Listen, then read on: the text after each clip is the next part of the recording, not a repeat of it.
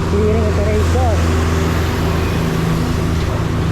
Araw-araw ba naman ganyan ang ginagawa nyo? Paluwag ang kalsada sa Pilipinas.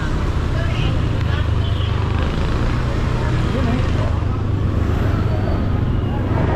Ayun na. Nakagulo na. Naku pa. Daming na to. Ito. Ito. Dami ah.